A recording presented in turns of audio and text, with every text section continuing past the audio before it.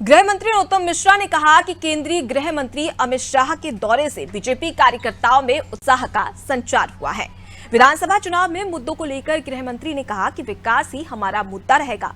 वहीं उन्होंने महाकाल की सवारी रोकने की धमकी मामले में चुप्पी को लेकर कमलनाथ को घेरा तो ट्रांसफर पर सवाल खड़े करने को लेकर कांग्रेस पर भी निशाना साधा। क्या कुछ कहा, चलिए आपको सुनाते हैं। अमित शाह जी हमारी पार्टी के गौरव हैं। जिधर आते हैं उधर भाजपा की बयार चलने लगती है और उनके लगातार आने से कार्यकर्ताओं का मनोबल ऊंचाइयों पर चढ़ रहा है। देवतुल्य कार्यकर्ताओं को गढ़ने वाले हैं। आधुनिक भारत के लौह पुरुष हैं वो, तो इसलिए हम सबको काफी अच्छा लगा। देखो, अमित शाह जी की आंधी चलना प्रारंभ हुई है। कई तंबू उखड़ते मिलेंगे आपको, आप देखते हो। चलिए, शुरुआत है। आप देखिए कि महाकाल की सवारी को रोकने की बात कही तो एक शब्द नहीं फूटा, न इनसे न चचा जान से। सवारी पर थूका तो एक शब्द नहीं बोली कांग्रेस पार्टी, कमलनाथ जी, न चचा जान। उल्टे चचा जान को जब उज्जैन में विवाद हुआ तो पाकिस्तान जिंदाबाद के नारे काजी साहब जिंदाबाद के सुनाई देने लगे।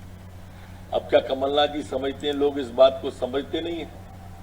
कमलनाथ जी, आपकी भक्ति पर सवाल तो यहीं से उठने लगता है। ये जो आप चुनावी स्वांग कर रहे हैं ना, ये पूरा देश जानता है, प्रदेश जानता है। आप जिस तरह से अभिषेक करते हुए दिखते हो, चुनाव के मुद्दे स्पष्ट कर दिए गए हैं।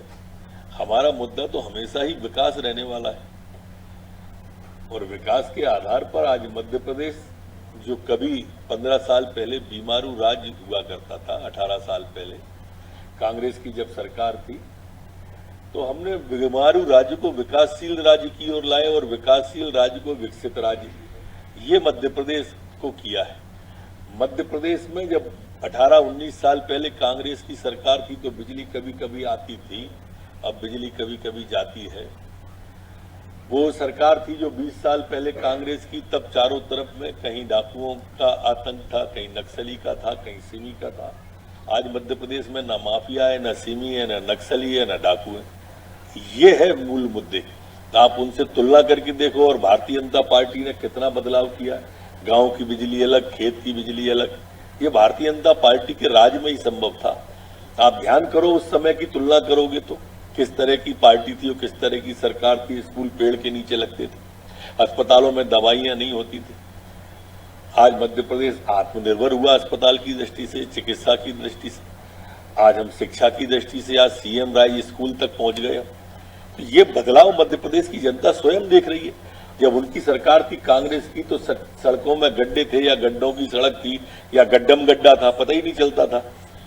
हमारा सागर से भोपाल तक की यात्रा 8-8 घंटे में होती थी, 7-7 घंटे में होती थी।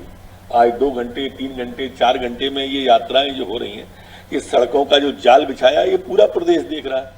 जो कांग्रेस हजारों में ट्रांसफर 15 महीने में कर दे, वल्लभ भवन को भ्रष्टाचार का अड्डा बना दे, पूरा वल्लभ भवन दलालों से भरा रहे, आकंठ कांग्रेस भ्रष्टाचार में डूबी हुई पार्टी इस चलने वाली सतत प्रक्रिया है, उस प्रक्रिया पर उंगली उठा रही है। ये सोच का और शोध का विषय। अमित शाह जी हमारी पार्टी के गौरव हैं। जिधर आते हैं उधर भाजपा की बयार चलने लगती है और उनके लगातार आने से कार्यकर्ताओं का मनोबल ऊंचाइयों पर चढ़ रहा है।